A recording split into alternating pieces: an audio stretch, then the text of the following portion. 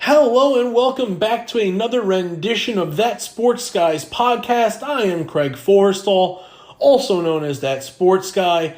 Go ahead and find me on Twitter at that_sports_guy. Also take a trip over to NFLDraftDiamonds.com where you can find not only my work, but the work of a talented team featuring the latest articles, analysis, and player interviews. Once again, that's NFLDraftDiamonds.com. Go ahead and take a look for all your football news, needs, updates, and latest breaking action. Today, I want to get into a couple of things with you all. I want to discuss Mekhi Becton and Zach Baun and just how I feel about the NFL Combine and the drug testing policy and just where we are as a whole with it all in the NFL. Also want to discuss All-Star games and their importance this draft season as we've had a unique set of circumstances due to the coronavirus and why I feel that the players that participated in those games will see a rise in their draft stock and more guys could get expected than you're anticipating. And also I want to leave you with some names to remember on the offensive and defensive side of the ball. That way when we get into the middle and later rounds of the draft, you have some guys to look out for. Hopefully they land on your squad, and then you have some bright things to look forward to with some diamonds in the rough.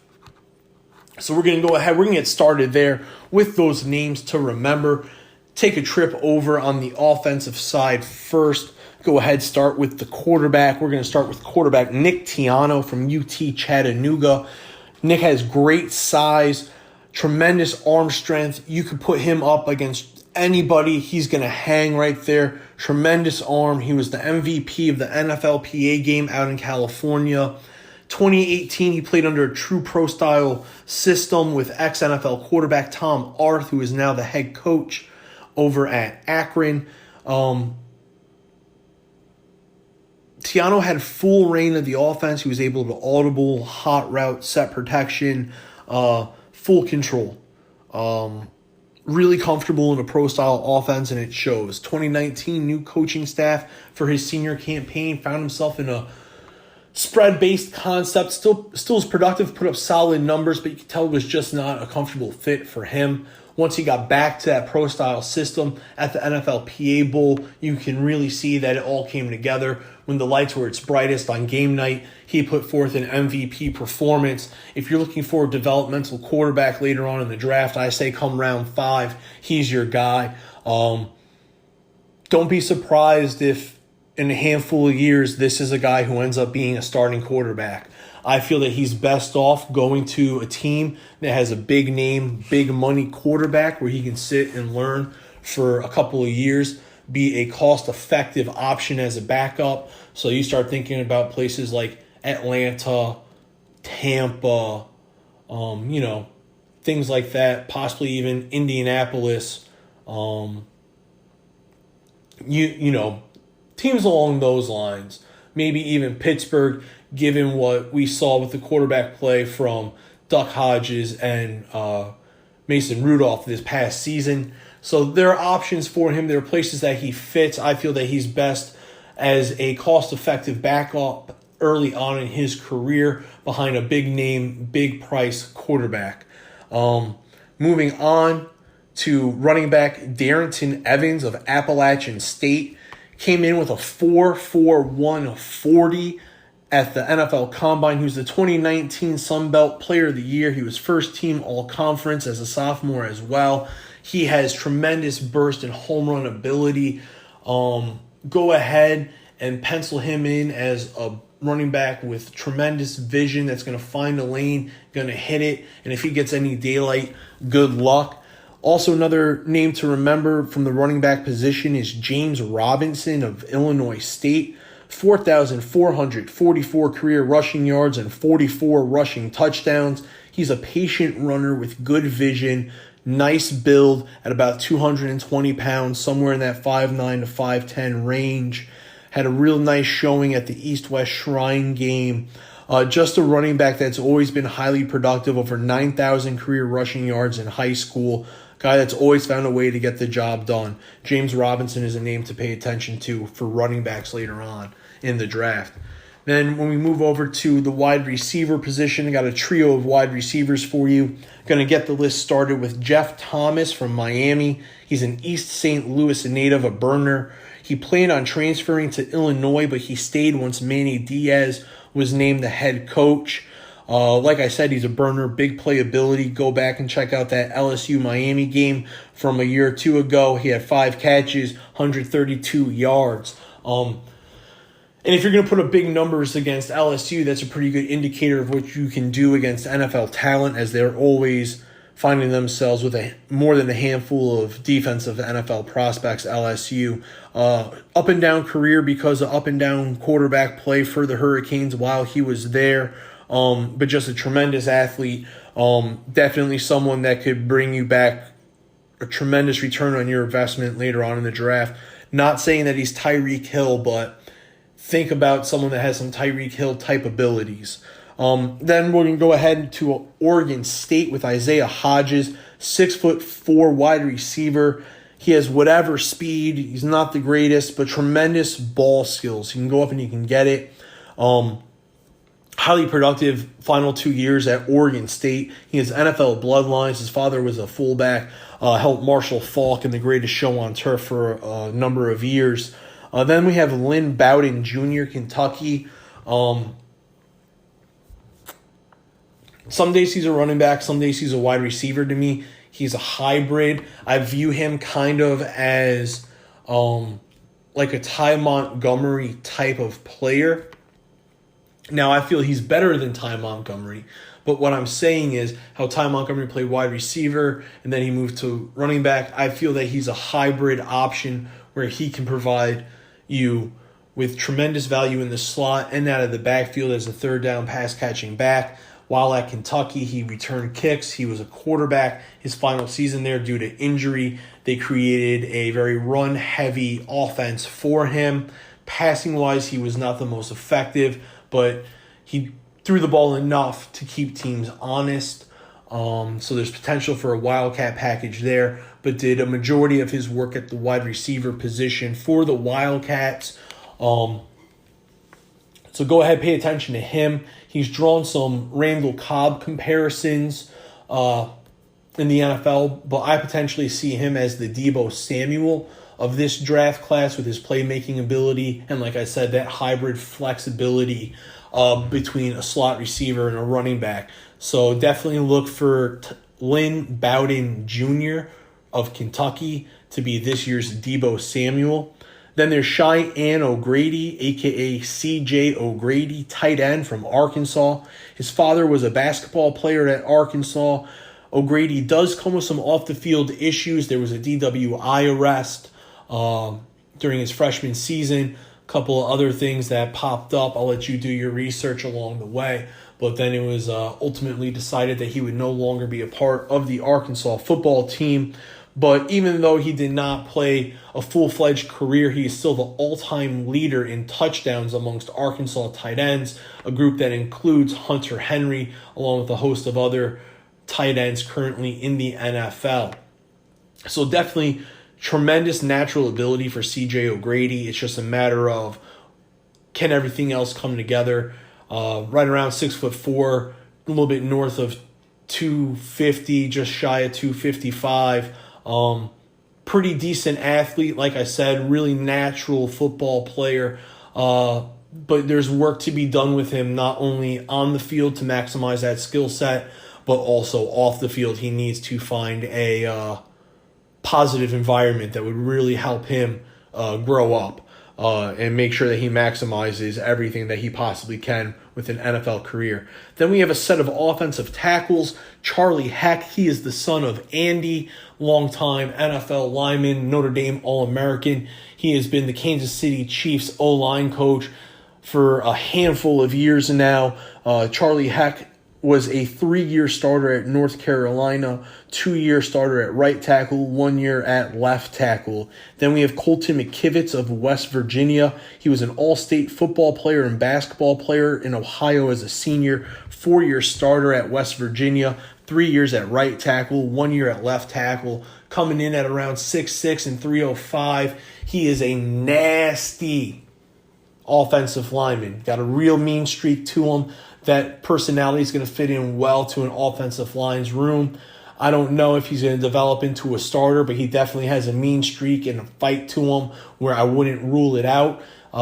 Definitely keep him in mind. Like I said, he was a 4-year starter at West Virginia, right and left tackle versatility, so he could find his way as a swing tackle early on in his NFL career. Then we're going to go ahead and we're going to look at a couple of guards, Danny Pinter of Ball State and then Hakeem Adeniji of Kansas. With Danny Pinter, you get a former tight end who switched to tackle, possesses good agility, and he's a good athlete. I feel that he's best in the zone run scheme. He's checking in at just about 6'4" and 300 to 305 pounds. Same size pretty much for Hakeem Adeniji, 6'4", 300, 305 pounds. He was an offensive tackle at Kansas, 4-year starter, 4-time Big 12 selection, 3-time honorable mention, 1-time second team. For his career, he had 7 starts at right tackle and 41 at left tackle. And like I said, Hakeem Adeniji, I feel, is someone that transitions best into guard at the next level. Rounding out our offensive unit is center Luke Jariga of Western Michigan. He was a 3-time All-MAC selection, 4-year starter, center and guard. Starts for him during his college career. 52 games he started altogether. That was every game of his college career. His father also, Jim, was an offensive lineman with the Denver Broncos and won a Super Bowl with them. Now we can go ahead and we can transition over to the defensive side of the ball. And we're going to get started with edge and defensive end prospect Michael Dana of Michigan. He's a grad transfer from Central Michigan that ripped up MAC competition while he was with Central Michigan. He's a pass rush specialist, had a really nice showing at times during the East-West Shrine game. Thought he had a productive game. Really, really, really rocked up dude. Got a real nice cut to him. Really knows how to get the most out of his pass rush abilities. I feel that he can come in and he's someone that can make pass rush contributions almost immediately with the team. Then we have Derek Tuska of North Dakota State, another East-West Shrine Game guy. I feel that he's this year's Max Crosby, a guy from a smaller school that gets taken a little bit later in the draft that brings tremendous value, tremendous production year one. He was the Missouri Valley Football Conference Defensive Player of the Year and a 3-year starter for North Dakota State, which we all know has had a tremendous run of 1AA FCS titles over the last decade. Moving on to the D-line, we have Garrett Marino of UAB.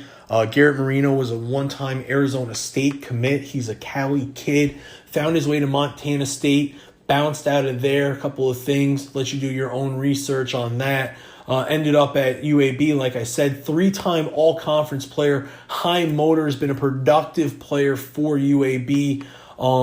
Just a disruptive player on the interior. For his senior year, he had 43 tackles, 13.5 for loss, 6 sacks, 7 pass breakups, 1 forced fumble, 1 fumble recovery, 1 block kick. I was able to speak with Garrett Marino at the East-West Shrine game. He was a really nice guy, super focused on ball, doing whatever it could take to get him the most reps possible. They didn't have a true nose, so in any situation or packages that required a nose, he stepped up and he told coaches that he would learn how to play that, do whatever it took, buried himself into the playbook, and really took on the responsibility of maximizing a way to get himself on the field as much as possible. Garrett Marino is a little bit undersized, but he's definitely someone that you want on your team, on your defensive line. Like I said, a disruptive, high-motor guy. Then we move to Devon Hamilton of Ohio State, 6'4", 320, waited for his chance to start as a senior, put together productive film also as a junior, 2 years of film on him. Looks like he has all the pieces to be a solid rotational guy. Like I said, he's 6'4", 320, but don't let that 320 number scare you. Does possess good athleticism. I feel that his game is just scratching the surface. He is someone that could develop. Christian Roseboom of South Dakota State, 475 career tackles, 4-time first-team All-Missouri Valley Football Conference, 3-time All-American at the FCS level. The Missouri Valley Conference is referred to as the SEC of FCS 1AA football. So a 4-year starter over there at South Dakota State, a super productive, super talented, always in the hunt when it comes to the FCS level playoffs program right there. So high-end, high-quality linebacker. Then we have Dante Olson of Montana. He's a coach's son. For his senior year, he had 179 tackles, and then the year prior as a junior, he checked in with 151 tackles. So what you're getting there is a tackling machine. I think it's pretty evident right there that the guy finds the ball better than most, and he attacks. He checked in with a 42-inch vertical at the combine, but he's quicker than he is fast. Just a really good, really heady, really smart player going to find his way onto an NFL roster.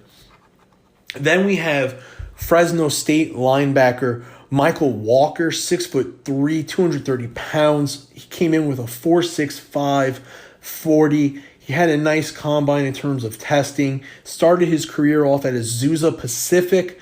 If you're looking for a comparison, I would say he's a poor man's Isaiah Simmons, lined up all over the field for the Fresno State Bulldogs, safety, linebacker, even took some snaps at corner. He is an intriguing prospect. Like I said, started off at a smaller school, bet on himself, went to Fresno State, sat out with a redshirt year, has really developed into a tremendous ball player for Fresno State, so keep your eyes on him. Parnell Motley, a cornerback from Oklahoma, was a 3-year starter for the Oklahoma Sooners. He was a 3-star recruit that found his way to the Oklahoma program from Washington, D.C. I feel that he was overshadowed by Kenneth Murray and Neville Gallimore on the Oklahoma defense, but he drew the responsibility of shadowing and covering the other team's number one as a senior, and he was extremely effective. You can go ahead and do your own research and look up some game film on Parnell Motley, but extremely effective cornerback for the Oklahoma Sooners. Then we have another Fresno State player in Jerron Bryant. He's a 6'1" corner. He had 4 career touchdowns, making him an opportunistic playmaker on the defensive side of the ball. He's a willing and capable tackler. Nice length on his arms. Definitely someone that can provide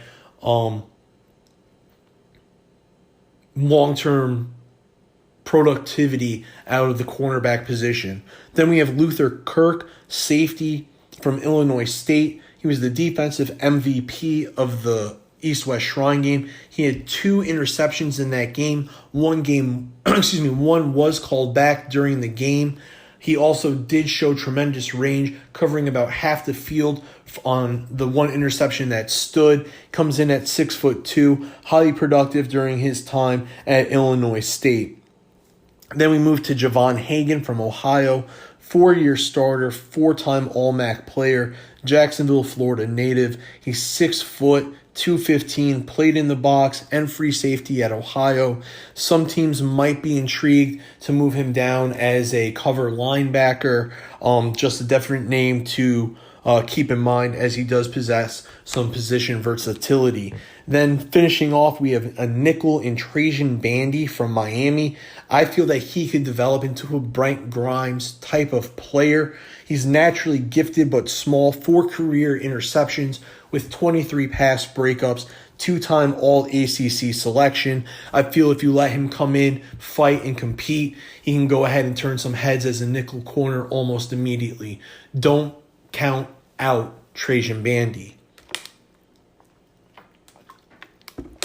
And then, like I said, I also wanted to talk about the importance of all-star games this draft season, as it was unique due to the coronavirus outbreak. Now, I mentioned a couple of guys in my names to remember offensively and defensively that had strong showings at a couple of different all-star games. Now, that time with those teams, with those coaches, with those programs is going to mean more this year than it has in years past, in my perspective. These teams got to see how these players trained, how they prepared, how they associated with their teammates, how they got along with their teammates, if they were natural leaders, how much time they spent, in the playbooks, how well they adjusted to the playbooks and schematically, all those things. Now, possession is 9/10 of the law. If I already had you for a week and I'm getting to a part of the draft where I'm a little bit unsure of what I'm getting with player A, but player B I had at an all-star game for a week and I really liked him, I feel that player B is going to win in that scenario this year. I feel that you're going to have more players drafted from all-star games than you normally do, and I feel that it is because of how the pro day workouts and other pre-draft workout and visits were impacted by certain restrictions and implementations that were put into effect by the experts to help combat the coronavirus outbreak. So there are some guys that are out there that are draft eligible that didn't get invited to the combine and also didn't get invited to an all-star game where all they had was their pro day. And now we're relegated to a lot of pro days being done virtually, where we're getting them uploaded to Twitter and or YouTube or whatever platform it might be. And so now we're evaluating those workouts with our eyes on film. We don't get the opportunity to be there in person. You know what I mean? Because when you're there in person, it just gives off a different feel. You get to feel the energy. You get to see what's going on around you. Body language. There's no cuts in between the drills. You watch some of these workouts, it's 40-yard dash, cut, vertical, cut, 3-cone, cut, position work, or whatever the case may be, whatever their workout sequence is. But when you're there in person, you're there at the workout facility, you're there watching these guys work out. They run that first 40, they circle back and they go back. If it's not an attempt that they like, you get to see how they react to that. Lets you know how they handle adversity. That way when you see that second attempt, now you have a baseline. You weren't happy with what you did on your first attempt. Let's see how you rebound on your second. Little things like that don't come out through virtual pro days. But little things like that come out during a week of practice at the East-West Shrine game, of a week of practice at the Hula Bowl, of a week of practice at the NFLPA game, of a week of practice at the Senior Bowl. If you're a corner and you're going through one-on-ones with a receiver, it's inevitable that over the course of a week, you're going to get beat. Someone's going to take you at least one time. But now when you come back up for your next rep and you're facing dude again, what do? How do you rebound? How do you play it? Do you win the rep? Because if you win the rep, that says a lot. If you get burned again, now maybe this guy's really good. Maybe you're not as good as we thought. Now questions start to come up, right? You can see that at the All-Star game. You can evaluate. You can cut guys out. The virtual pro days, you don't see that response. So that's why I feel guys from the All-Star games that had solid weeks of practice, had solid showings during the game, that prepared well, that grew throughout the week, that meshed well with the other guys that were there in the game, competitive during practice, the whole nine. The guys, to use a cliche, that checked all the boxes. Those guys will get drafted. And I feel like they'll get drafted higher than anticipated due to the unique circumstances surrounding the cancellations of pro day workouts and pre-draft visits and all that sort of thing. Because with this virtual pre-draft scenario that we've encountered, it's different.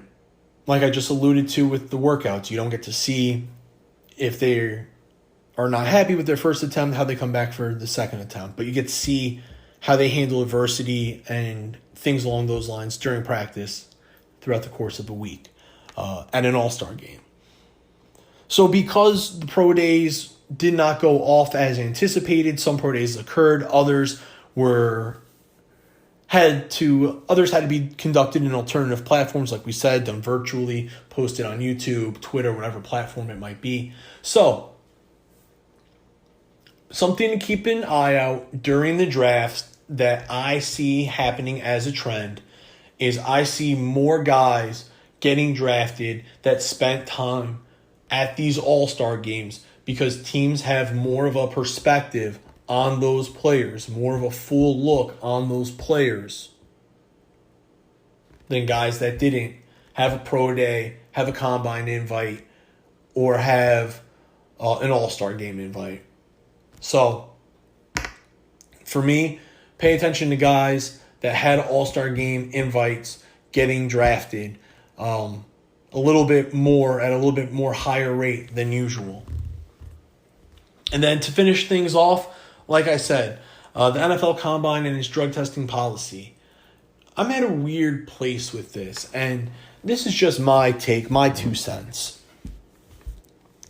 Zach Blount had the diluted sample, linebacker, Wisconsin. Mekhi Becton has been flagged, offensive tackle, Louisville. Now, while I know the drug test is looking for a whole variety of substances, I think when it comes to the drug test in general, I feel that we're at a kind of unique spot, given how medically and recreationally states are issuing new laws and adjusting laws, to accommodate one and or the other medical recreational marijuana. And the NFL has lessened its stance on its views towards marijuana. I still find it, I guess, a little odd that a flag test would make such news. You look at the case of Laramie Tunsil a few years ago. The picture dropped right before the draft. And he was still a high-end first-round pick to the Miami Dolphins. In the case of Mekhi Becton, you look at him with where he's being mocked anywhere in the top 5, top 10, top 15, depending on which publication you're looking at. I don't think that this flag test is going to hurt him. Now, I get it. He has to answer questions and have uncomfortable conversations regarding his character and whether or not we've had conversations with NFL owners, GMs, coaches, whatever the case may be, about a failed or flagged drug test. We've all had awkward conversations in our life about our character at one point or another. So we get just how uncomfortable it is. And so now we're at a place where I feel that the NFL uses the drug test purely as another form of evaluation. It's another measurement tool. When you're with your combine coach, your speed and agility coach, you're doing specific workouts geared towards improving your combine results, your 40-yard dash, your 3-cone drill, whatever the case may be. Then when you move over to your position coach, you're focusing on footwork and technique and tightening up any flaws that might be exposed in the NFL or whatever the case might be on honing your specific craft position-wise.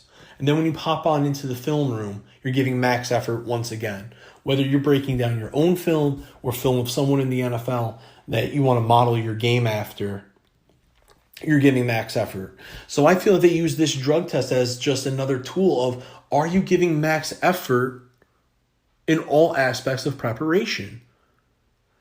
The drug test has been there for as long as I can recall with the NFL Combine. It's not going anywhere. So when a player fails, that's when it raises the questions of, how important is this to you? Whether it's fair or not. In the case of Mekhi Becton, Louisville's issued a statement saying that he's been nothing but, a model citizen, a good kid, never had any issues like this before. So hopefully it's an isolated incident. You look at Zach Blount with a diluted sample. This is where teams have to use a judgment call, right? Was he trying to hide something? Or did he really just drink so much water because he wanted to be hydrated for the combine? then it came back diluted. And then that's where the human side of it comes in, where you have to use your judgment and you have to decide, is this kid telling the truth or do I have reason to not believe him? So that's why with these drug tests being flagged and called out so close to the draft, it's hard for teams to have these conversations and get a true firm grasp on it, because you don't know what's truly going on. Because a lot of these conversations now are phone calls and what have you, where in other years, this might be something that takes place in person. This might be something that's addressed differently under a different set of circumstances, where a team might feel more comfortable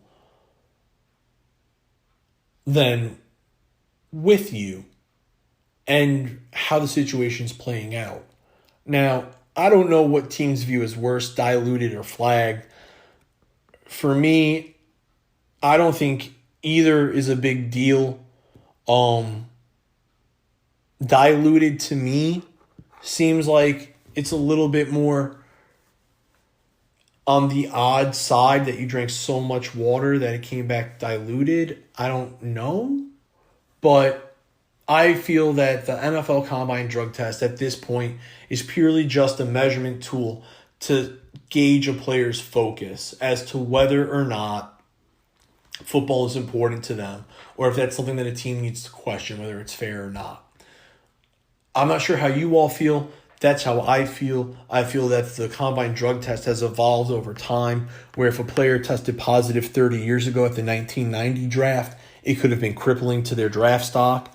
But now I just feel that it gets brushed over and that it is not as big of a deal, and that teams have come to a place where they accept it a little bit more as commonplace, and that they have their own internal policies as to how they will proceed with a player that has a flagged or failed drug test. Now, I'm not saying that the NFL has to do away with drug testing. I'm not saying that they need to lessen or weaken their stance. All I'm saying is I feel that as society has progressed, it has forced the NFL to progress with how they view marijuana use. And now I'm at the point where I feel that teams do not view a failed drug test the same way they did 30 years ago or even 5 years ago.